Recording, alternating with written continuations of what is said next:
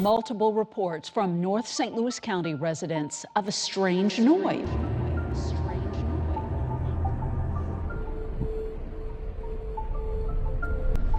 The United States often views itself as the leader of the world, unbeatable and influential. However, its dominance might not be as secure as it seems. Looking to the Bible for future predictions reveals that the U.S. is notably absent from prophecies involving end-of-world scenarios that mention countries like Israel, Iran, Libya, Russia, and China. What if these noises are clues to our future, urging us to reflect on our role as unharmed citizens in the world to come? Join us as we uncover the mysteries behind these strange sounds and what they could mean for our world and the future. The strange sounds sparking America's eschatological debate. When we look to the future through the lens of the Bible, the U.S. doesn't seem to show up in the major stories about the end of the world that mention other countries like Israel, Iran, Libya, Russia, and China. However, there have been these strange, loud sounds heard in the skies all over America that have gotten people thinking maybe we do have a role in these big end-times scenarios after all. These sounds have us questioning our beliefs and thinking more about what the future might hold, especially if it's going to be tough. The United States likes to pride itself as being the strongest and most influential nation currently, yet this status might not be as stable as we think. Turning to the Bible for predictions about the future, it's interesting that the U.S. doesn't make an appearance in the apocalyptic tales that include nations such as Israel, Iran, Libya, Russia, and China. However, the eerie noises echoing through the American skies lately have sparked a thought that perhaps the U.S. does play a part in these end-time narratives. These mysterious sounds have led us to question what we know and to consider more deeply the kind of future we might be facing, particularly if it looks bleak. For years now, these odd sounds from the sky have grabbed everyone's attention, sparking all kinds of guesses about what they could be, from aliens visiting us and secret government projects to signs that the world is about to end. The sounds, especially those heard in places like San Francisco, have puzzled people and led some to think these might be warnings or signals of the apocalypse, as mentioned in Christian teachings. With every new report of these sounds, more people are joining in the conversation, trying to figure out what they mean. This growing curiosity and concern about the sounds are a big part of discussions online and in communities. People everywhere are trying to understand what these noises could signify. Are they just natural occurrences we haven't figured out yet? Or could they be something more mystical or even supernatural? The fact that these sounds have been heard all around the world only adds to the mystery and interest. For about the last 10 years, people all over the world have heard strange sounds like trumpets or loud horns that no one can explain. These sounds have made people think of everything from aliens and secret government projects to the end of the world or signs from the Bible. In the U.S., these mysterious noises have made some people wonder if they're warnings about the end times, like the Bible talks about. The Bible says to watch for signs that the end is near, and Jesus talked about how bad things will happen. Recently, these creepy sounds in the sky have got a lot of people talking and trying to figure out what's going on. A viral video shows these eerie sounds in the sky over San Francisco, and it's made many people pay attention. The noise sounds like loud trumpets, which some people think could mean the end of the world is coming, according to Christian beliefs. Since then, more people in San Francisco have said they've heard it too, adding to the mystery and making more people curious.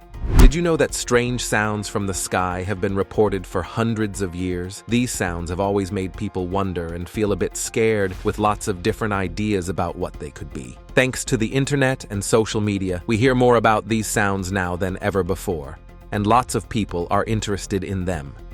These sounds have been heard all over the world, and they're often described like trumpets or loud, unnatural noises. This has made people guess about where they come from, whether it's something normal we just don't understand yet, or something more mysterious. Some people brush these sounds off as nothing big or just misunderstandings, but others think they could be important warnings or even messages from beyond. In many places around the world, people have been hearing weird noises coming from the sky. These noises sound like trumpets, horns, or even loud machines, which has made a lot of people wonder where they're coming from and what they mean. While some think these sounds are just tricks or misunderstandings, others believe they might be warnings of something bad about to happen, or even messages from beyond. Strange sounds from the sky have everyone talking. What could they be? A world captivated by celestial sounds. Lately, these so-called sky trumpets, or sky quakes, have been reported in a lot of countries, including the United States, Canada, Costa Rica, Russia, the Czech Republic, and Australia. People describe hearing low, rumbling sounds that seem to come from above, or even from deep underground. These sounds are new and kind of scary because they're different from anything heard before. They often have a deep, moaning sound mixed with something that sounds like metal vibrating. Similar to musical instruments, sometimes it even seems like there are voices in these sounds, but no one can understand what they're saying. There are lots of guesses about why these weird sounds are happening. Some people think they could be caused by natural things like changes in the weather or the earth moving. Others wonder if they might be sounds from outer space, or even something humans made. Some even think it could be something spiritual or otherworldly happening. One idea is that these strange sky noises might be coming from the atmosphere getting disturbed by certain weather patterns or by movements in the Earth's crust. Scientists have suggested that under the right conditions, the sky or the ground can make noises that seem mysterious and make people feel uneasy. But even with these explanations, no one is really sure what's causing these sounds. This has left a lot of questions unanswered and has made people even more curious and worried about what these sounds could mean.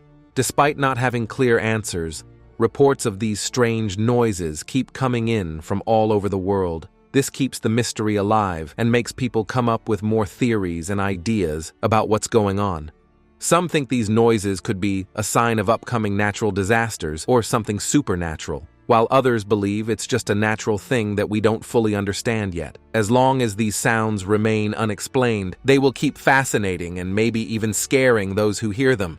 These mysterious sounds from the sky have really got people talking and guessing. Some see them as a sign that something big and bad is going to happen, while others think they might just be weird but normal atmospheric sounds. Have you ever heard loud noises from the sky that you couldn't explain? These strange sounds, often said to sound like horns, have been heard by people all over the planet.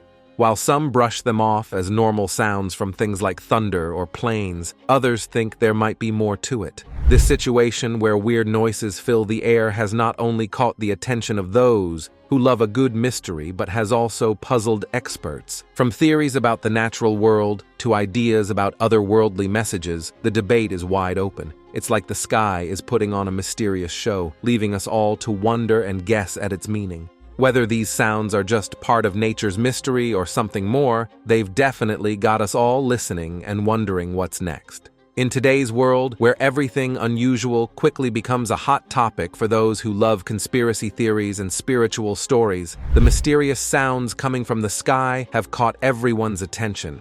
These sounds, which can either be spooky, music-like noises, or loud booms from above, have sparked a big discussion between people who believe in science and those who think there's more to the story. Some people, who rely on science for explanations, think these strange noises are just the result of the atmosphere acting like a big speaker. They believe that certain weather conditions can make the sky carry sounds from faraway places right to us, making it seem like the noises come from nowhere. Although this idea makes sense to many, it doesn't fully satisfy the curiosity of others who think there's more behind these sounds. Then there's the idea that movements of the Earth itself, like earthquakes and volcanic eruptions, could be making these loud noises that travel up into the sky. This explanation gives a natural reason for the sounds, but again, it doesn't stop people from thinking there might be more mysterious reasons behind them. On the other side of the discussion, we have people who think these sounds are a sign of something big and possibly scary, like the end of the world. They connect these sounds to stories from different cultures that say strange noises in the sky can mean big disasters are coming. Others think these noises could be signs of aliens or otherworldly visitors, which adds an exciting twist to the mystery, but doesn't have much proof.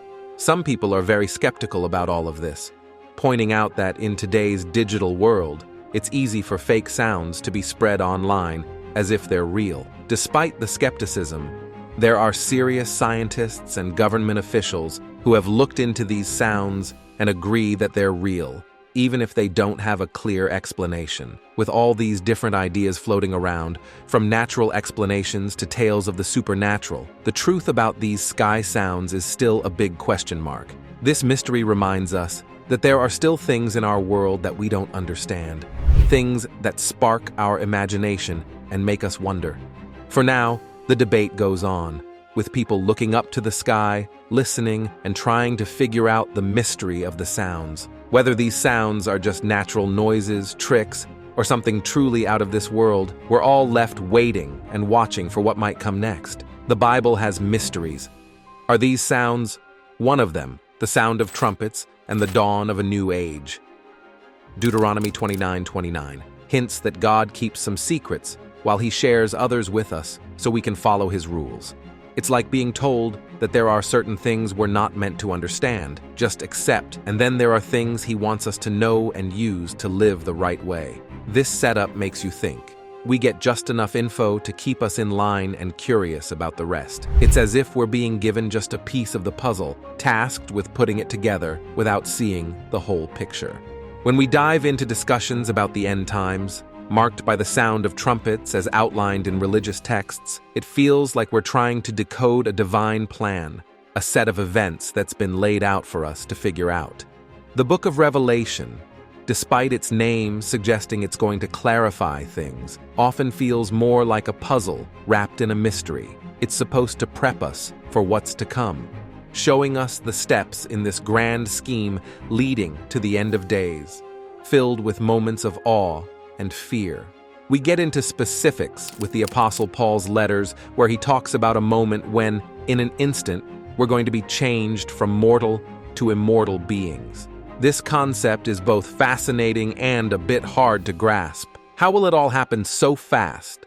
And what exactly does meeting up in the clouds entail? It's a comforting yet complex idea, offering a picture of an escape from death into a life that never ends. Then, there's the idea of Christ coming back, which is different from the mysterious rapture. This time, it's said he'll actually land on the Mount of Olives, marking a definitive end to the tribulation period and kicking off a new era.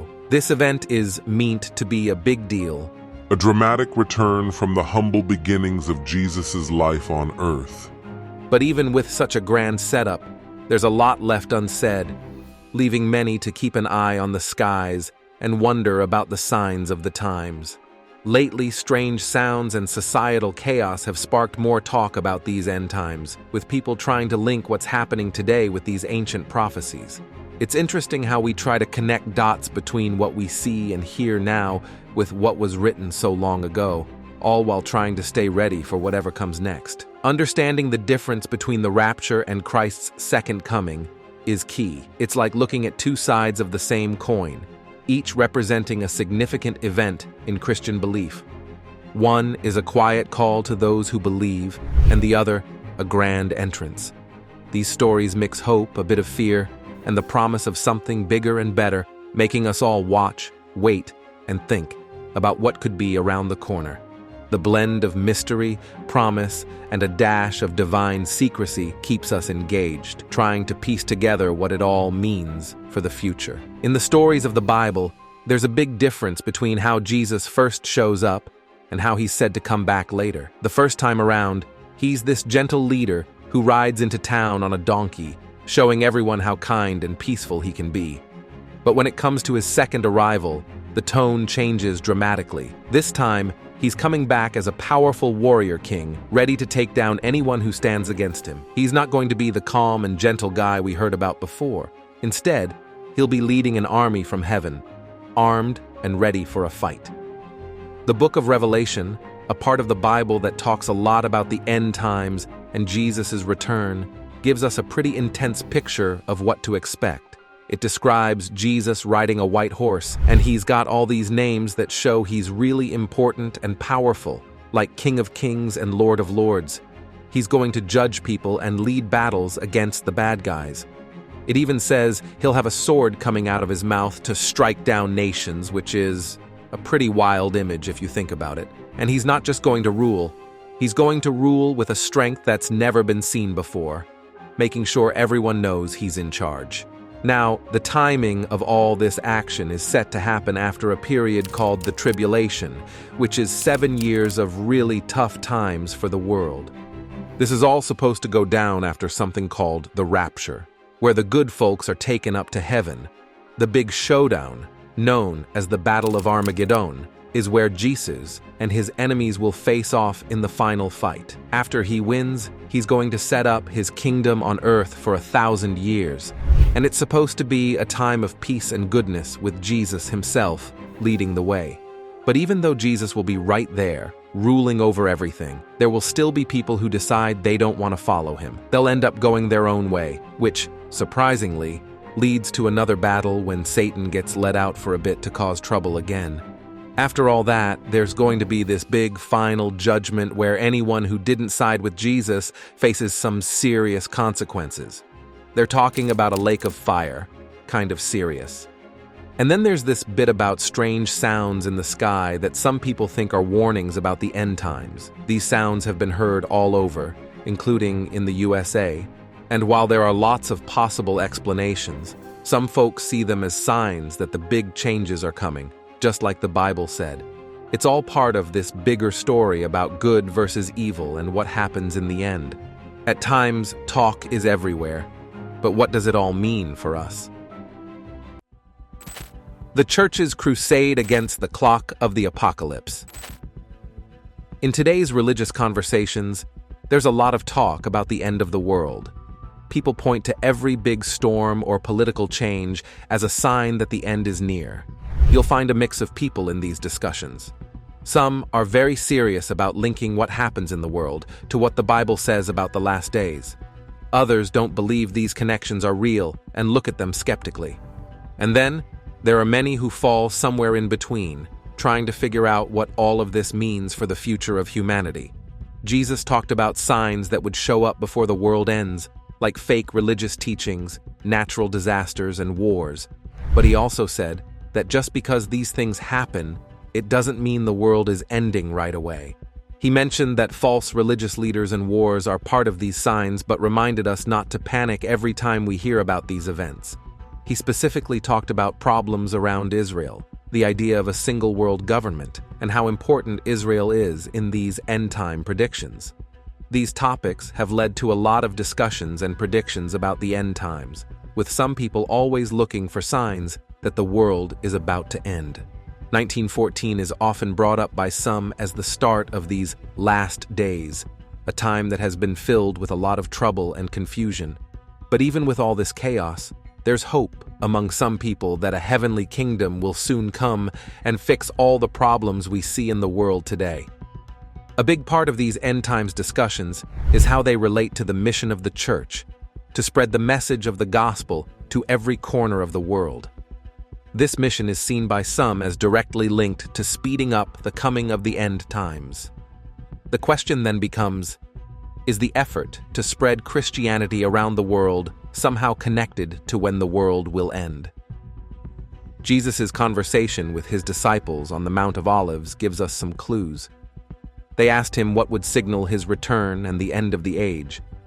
Jesus told them about various troubles that would happen, like famines, earthquakes, wars, false religious leaders, and people turning away from their faith. Then he shifted focus to a positive sign, that the message of God's kingdom would be spread throughout the whole world. So, how can we get ready for the end times? According to some beliefs, being prepared means having faith in what Jesus did for us, his death, burial, and resurrection. If we believe in this, we're said to be ready for whatever comes next. Besides having faith, living a life that follows God's teachings, reading the Bible, praying, and being part of a church community are ways to prepare. Even though we don't know when the second coming will happen, we're encouraged to prepare our hearts and minds. Part of being ready is also helping others to learn about Jesus, which might sound daunting but is seen as a crucial task. Sharing the gospel is not just a nice thing to do. It's seen as a way to save others from a terrible fate if they don't believe. This effort to share the Christian message comes from a place of love and a desire to help others avoid eternal punishment. It's also about obeying what is seen as a command from God to tell everyone about Jesus. This brings up an interesting point about faith. It's both a personal journey and a collective mission. And within this mission, there's a mix of hope, fear, responsibility, and lots of questions about the balance between believing in salvation for oneself and worrying about the fate of others. When people talk about the end times and the church's role in it, they're weaving together a story of expectation, concern, duty, and lots of guessing. It's about staying alert to what's happening in the world, but not getting too caught up in trying to figure out when everything will end. It's also about keeping up with the work of spreading the gospel, which is seen as both important for its own sake and as part of the bigger picture of the end times. The idea behind spreading the gospel to everyone we know comes from a belief that it's important not to let anyone miss out. It's like being told to tell all your friends about how you discovered your faith in Christ. It's about getting yourself ready, making sure you're on board with the Lord, keeping up with your Bible reading, praying, and hanging out with people who believe the same things. The message says that Jesus could come back at any time, and we need to always be prepared because when he returns, things will happen fast. There will be a 7-year period of really tough times, and then Jesus will come back. For those who believe, this is something to look forward to with happiness and thankfulness. After Jesus comes back, there's going to be a new heaven and a new earth, and believers get to live there with God, Jesus, and the Holy Spirit forever. When it comes to whether the United States is mentioned in the Bible or if there are any prophecies about it, the simple answer is no. The Bible doesn't talk about the United States specifically. It focuses on God's plan to save humanity, and so it mainly talks about the people who are central to this plan, like the Israelites and the Jewish nation. These are the people through whom the Messiah, who is central to Christianity, comes. Other countries are mentioned only in how they relate to these chosen people. Even in prophecies about the end times, the focus remains on Israel and a symbolic Babylon that represents evil forces, not actual countries like the United States. Still, some people try hard to find a way to fit the United States into these prophecies, often stretching their interpretations pretty far. People are connecting the dots with the U.S. in prophecy. Let's see how. The final dawn of the United States in biblical darkest predictions. The point seems to be that sharing faith and preparing for the future are key themes in these religious teachings. They emphasize the importance of being ready for Jesus' return, which is an event filled with hope for believers. At the same time, the speculation about the United States in biblical prophecy highlights how people often try to see themselves in these stories, even when the text doesn't directly mention them. It's a reminder that while some may look for their country's role in these narratives, the main focus of these scriptures is on a broader message of faith and redemption. In the world of trying to figure out what the Bible might say about the future, people often look at the United States and try to see if it's mentioned in any of the stories about what's going to happen at the end of the world. Some folks think that the United States is like the second scary creature that comes up in Revelation 13. This is a book in the Bible that talks about the end times and has a lot of mysterious and symbolic language. Then, there are those who look at a part of Isaiah 18:2, which talks about people who are tall and have smooth skin, and they say, "Hey, that sounds like it could be Americans." But really, that part was originally talking about something else entirely. Others have taken a look at Ezekiel 38:13, where it talks about traders from Tarshish and their towns, and they say, well, maybe Tarshish is actually Britain, and the towns are places like the United States. And there's also a part in Revelation 12:14 that talks about a big eagle helping a woman, which some people think might symbolize the U.S. helping in the last days. But when you get down to it, all of these ideas need you to stretch your imagination quite a bit. Kind of assume that the stories were written with the United States in mind, even though the U.S. wasn't around when the Bible was written. This way of interpreting the Bible seems to put a lot of focus on the United States, almost as if the interpretations are made to make the U.S. look important, in these ancient religious texts. But the truth is, the Bible doesn't directly mention the United States in any of its prophecies about the end of the world. It's more like people are trying to read between the lines and find something that isn't really there. So, while it's interesting to think about how modern countries fit into these old prophecies, it's also important to remember that these interpretations are just guesses. The stories in the Bible were written a long time ago, and they were about the world as it was known then. Trying to find specific modern countries in these stories is a bit like trying to solve a puzzle without all the pieces. It's understandable that people want to see their own country as playing a big role in important events, but we should probably take these ideas with a grain of salt. After all, the main message of these prophecies is often about bigger ideas that apply to everyone, no matter where they live. The fact that the United States isn't mentioned in Bible prophecies has sparked a lot of discussions. This missing detail is especially curious because the Bible often goes into great detail about many other nations and their futures. So, why isn't the US, a current powerhouse and a leading figure in global affairs, part of these end-of-the-world predictions? One theory suggests that maybe by the time these end times come around, the United States won't be the superpower it is today. Its influence could diminish so much that it simply doesn't play a key role in these major global events. It's a bit humbling to think that such a dominant country could fade into the background, but history has shown that empires rise and fall. Another possibility is even more drastic, that the United States might not exist at all in the future. This idea might sound like something out of a sci-fi movie, but dramatic changes and collapses have happened throughout history.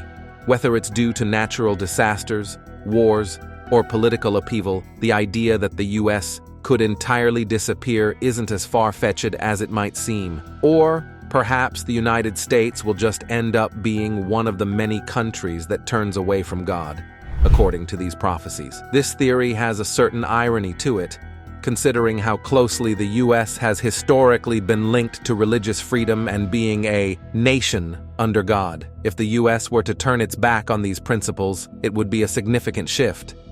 As we ponder the uncertain future of the United States, from its potential disappearance to a shift away from its founding principles, it's crucial to engage in these discussions. Could the US ultimately lose its divine favor by changing its stance towards Israel? Smash that like button, subscribe, and share your thoughts below on this controversial question.